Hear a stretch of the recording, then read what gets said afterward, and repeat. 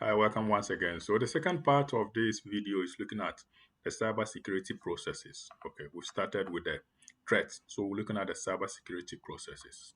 Same way, I want to reiterate that it's purely based on the CIMA P3 text, okay, core text. You will be using the BPP, that's okay. I personally use the Kaplan official text edition, 2020 version, all right. So I'll proceed from where we left off.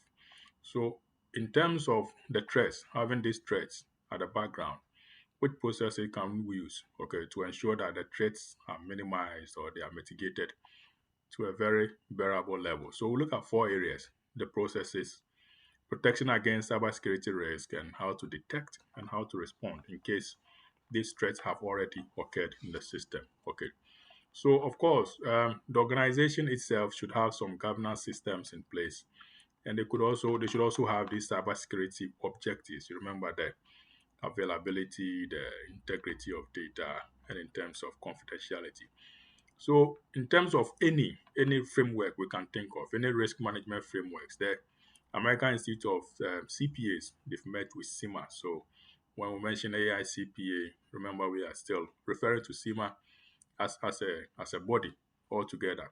They also have a framework that highlights the importance of instituting a governance system to ensure we have a robust cybersecurity procedures or processes in place. And in particular, they are looking at one at the top. Those at the top must support it, okay?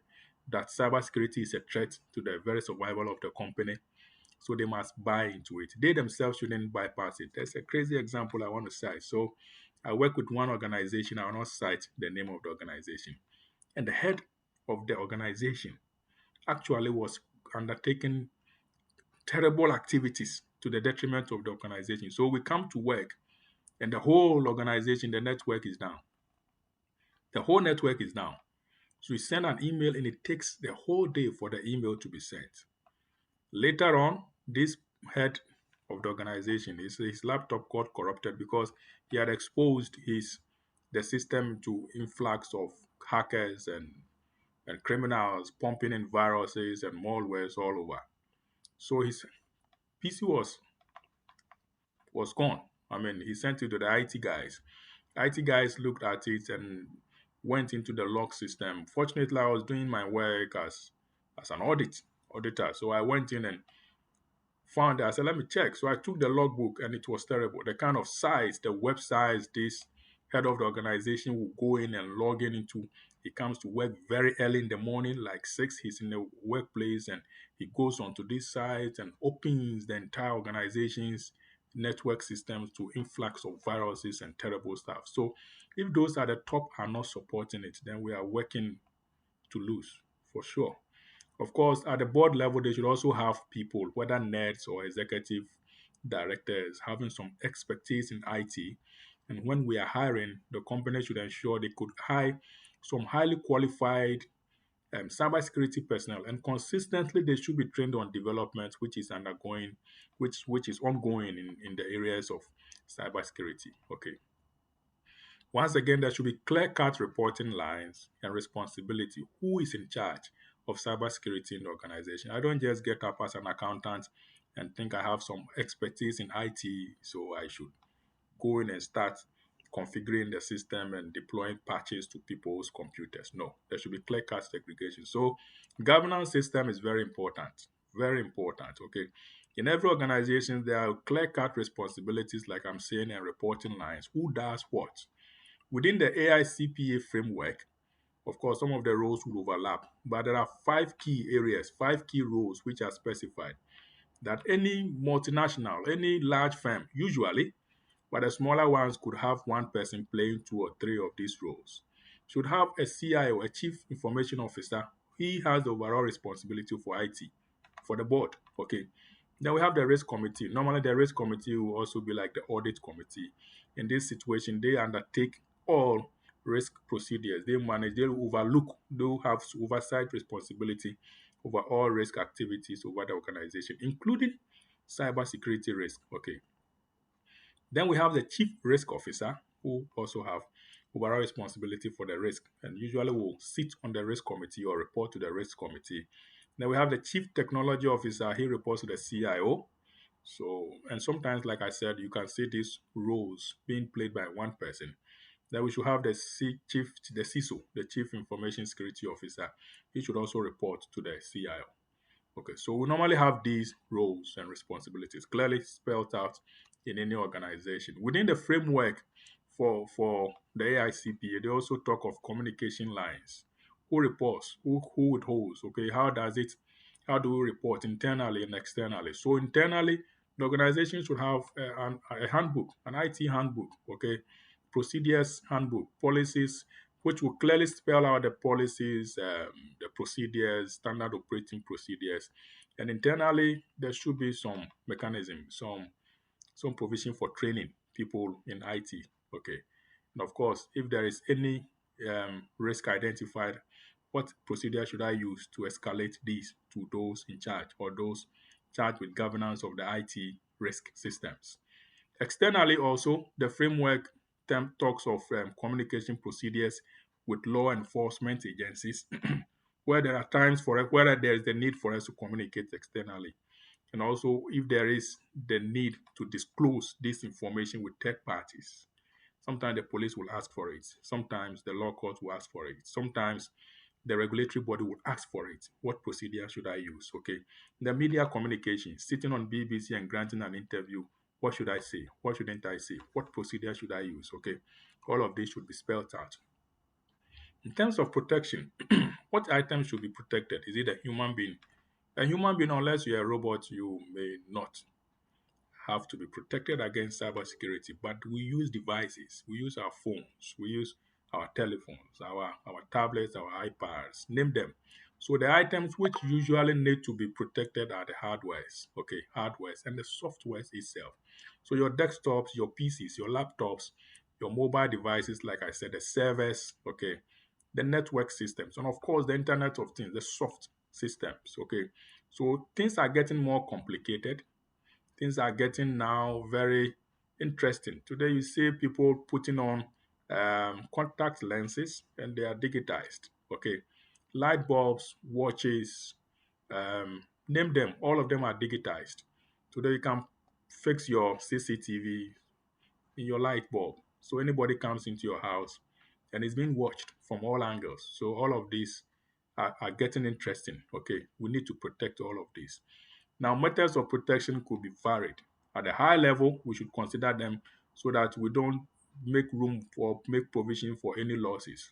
So policies should clearly spell out how we should protect, what we should do. Okay. And of course, regularly it is required that we can configure our systems to match up with latest technology so that any threats from old guys who have not kept themselves updated will not be able to affect our company.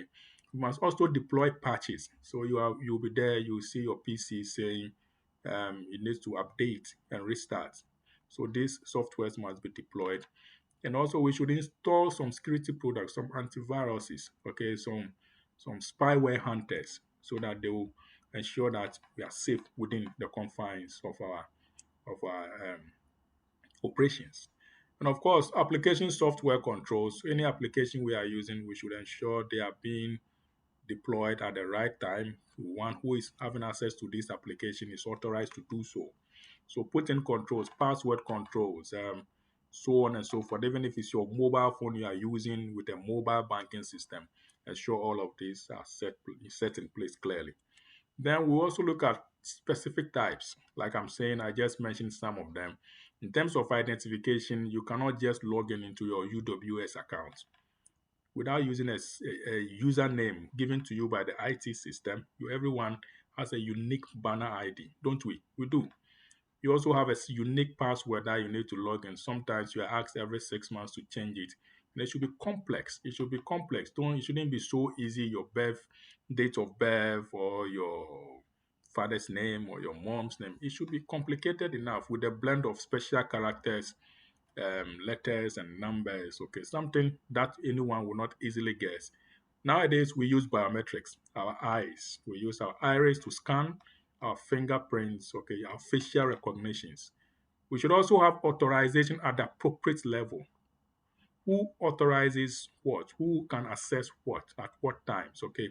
And of course, information which is sent across board, usually across network, should be encrypted so that you don't get to view things you are not supposed to be viewing. And like I said, they should have physical security, CCTVs, safes, security guards, human beings on post trying to question and to query things which are questionable.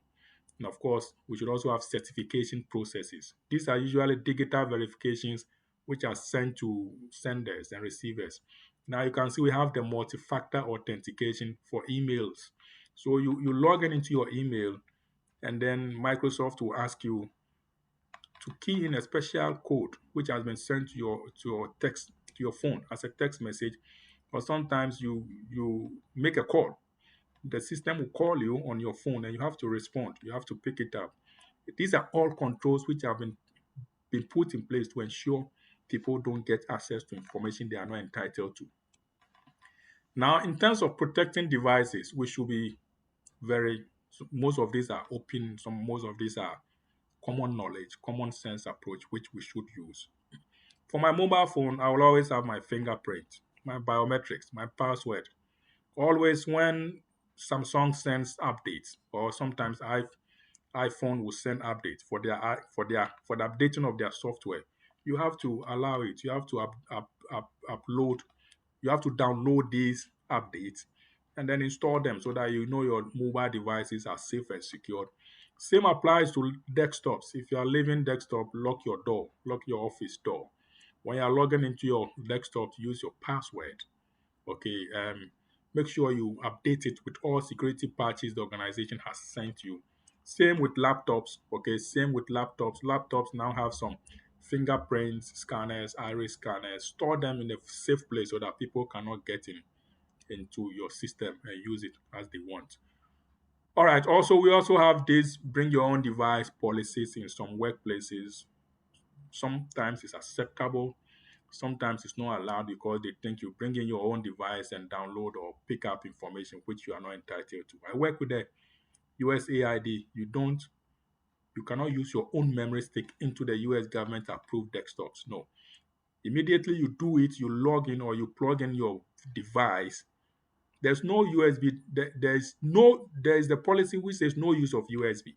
So you come in and you copy and you are found. That's a serious offense because some of the information they have highly classified. It doesn't have to get out in the public domain. Okay. So like I'm saying, some organization will not allow you to bring in your personal device. Not You cannot plug in your memory stick. I tried once. I think I had a memory stick. It was infected with virus. I plugged it into my system. My system just shut down. So then in Ghana, we are about 5 hours ahead of the US in terms of time zones. And my system was totally shut down. And then I was just there, then IT guys came and said, sorry, we have to ban you from using your PC. I was banned from using my PC for 3 days because some triggers were sent to US, viruses, information was sent straight to the IT guys. They came, they cloned my PC, and they were always on it 24/7, trying to find out what is, until they came back and said, listen, sorry, you are fortunate there were no threats, any serious threat, but make sure you don't use special USB, any USB on it. So they always will give you a special USB which is encrypted and you can use that one, but you don't use your personal USB or devices. We must also protect our network system. That's where people will normally walk into. Okay. So we have three main systems in terms of protection. We all know antivirus. We always will have to keep antiviruses on our systems to ensure the system is safe, the network is safe. The interesting thing is that you don't have to install more than one or multiple antiviruses because then they clash against each other, they fight against each other. It is always ideal you find one antivirus security system, keep it so that you'll be sure this will run okay for long and it will keep your system safe and secure. We will always have firewalls which will prevent access to our websites. We should always monitor them to ensure our firewalls are not breached. People are clever, they can still breach these firewalls. Then also configuring our network. So network configuration management is also key. Maintain information about network segmentation, monitor any changes to the configurations, any breaches and reports, or try to block them off. Okay. Now there's this one point we'll have to look at before we wrap up this section. Blockchain. We've heard it. Blockchain. Okay. Now what's blockchain? Normally you could hear this being deployed in the cryptocurrency transactions. Okay. So it is a decentralized, distributed networks, okay, of computers, public digital ledger. Okay, it is used to record transactions across many computers, many networks, so that somebody cannot go into the system to retroactively change anything without permission, without consensus of the network. So they speak together. They may not be domiciled in one location, but spread across various locations.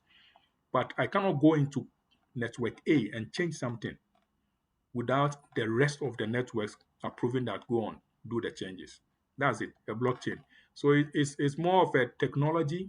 It allows people who do not know each other to trust a shared record. So you are in China, I'm in Dubai, I'm in UK.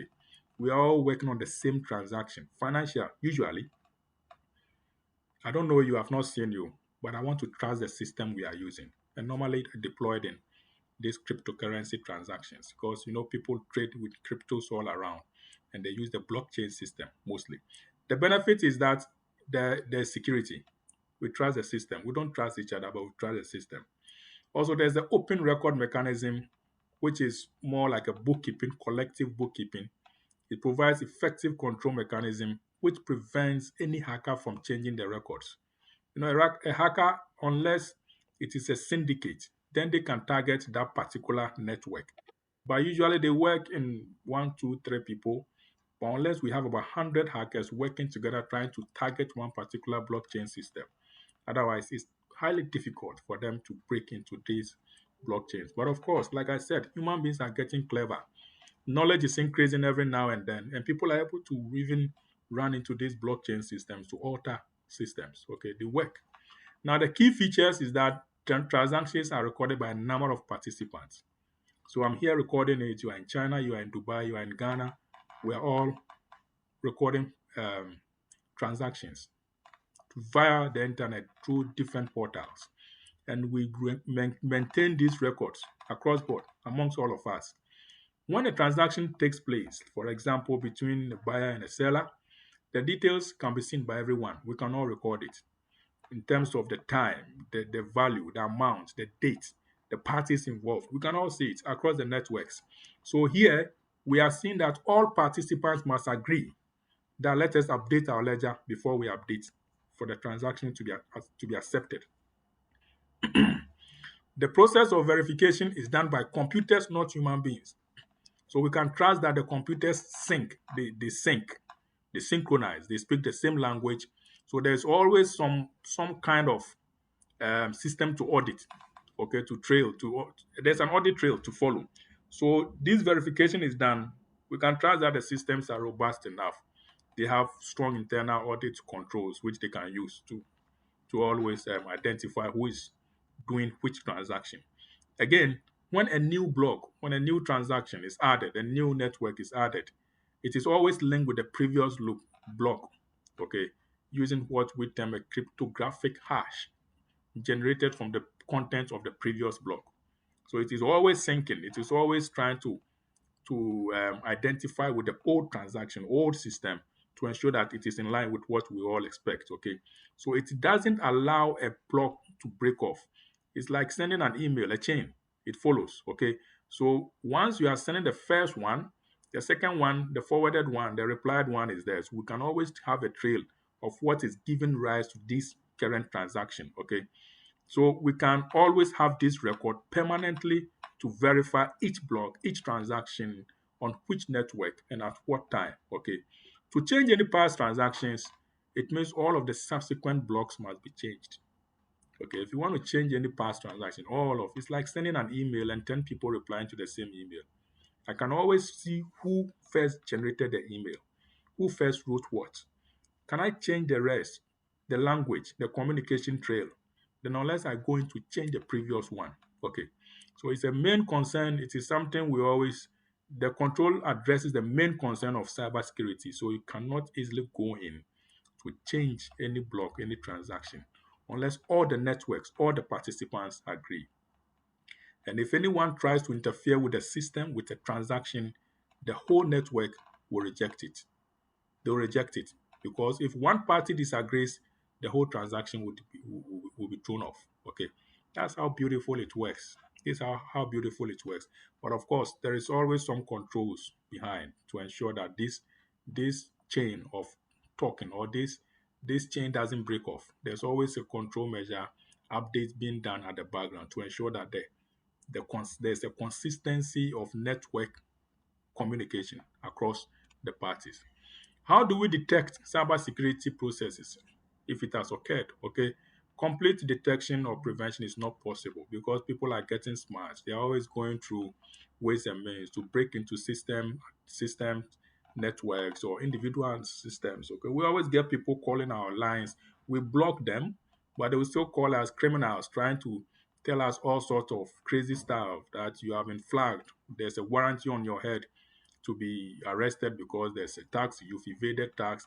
They'll call you that they are calling from BT, they are calling from whatever network, the whole sort of stuff. Okay, I've had a number of them calling me. I always put them up, but they still keep coming. Someone said, tell them that hi, you are speaking to Police Scotland, but they still don't care. I tried one recently and they still seem not to bother. Okay, so we cannot totally be immune from protection or prevention of cybersecurity. They will always find a way. So what we have to do is use applications to look for unusual activities. How do we detect? Use applications that can detect unusual activities. Also ensure that you have logs of all access to systems. Who is accessing the system at which point? And try to monitor them for signs of cyber attack. So if it is coming from Rich's computer, they will know his system is prone to some breakages or some breaches. So we have to see how best we can fix that one. Again, organizations will now look to employ centralized teams to carry out the monitoring and review. So we have centralized IT system who is taking care of all of our IT issues. All right.